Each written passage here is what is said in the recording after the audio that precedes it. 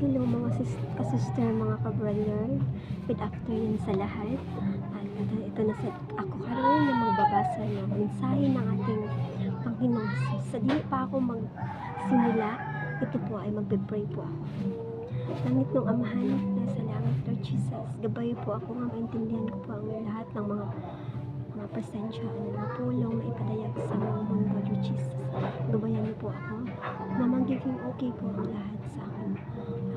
Sa aking sarili po na maintindihan at mapaliwanag ko sa mundo at maintindihan din nila ang aking ibibigkas sa iyong mga kasugo, mga kautusan dito sa Biblia, Lord Jesus. Imo ang tanan, Lord, at kung wala ka, wala sa dapat, Lord Jesus. Imo ang tanan, pasidong ko, papasalamat. In Jesus' name, Amen, Lord Jesus. Hello ka-sister, ka-brother. Ako na po si Helen Ann, isang taong ginamit ng buhing Panginoon dito sa mundo para talakayin ang paksa, ang nag-iisa na sang paksa na ipahiwatig sa ating Panginoong Jesus. Nagtatanong ang ating mga ng Panginoong Jesus na kamusta po ba yung mga puso ninyo? Broken hearted po ba kayo? May mga bigat po ba kayong problema na dinadala sa iyong puso?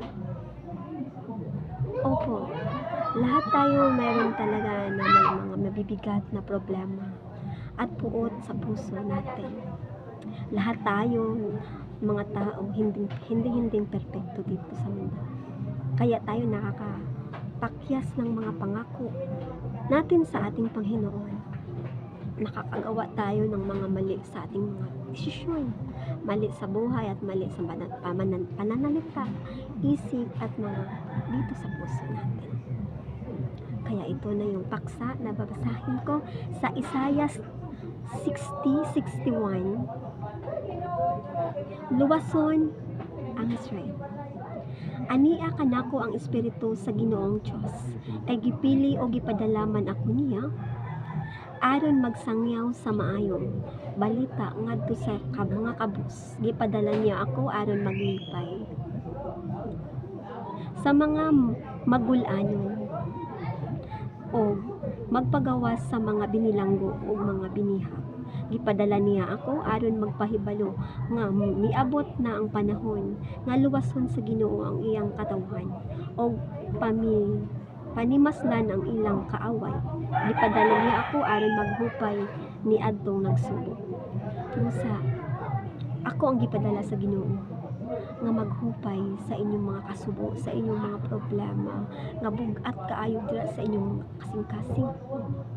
Mga brother, mga sister, sultihan ko kamo.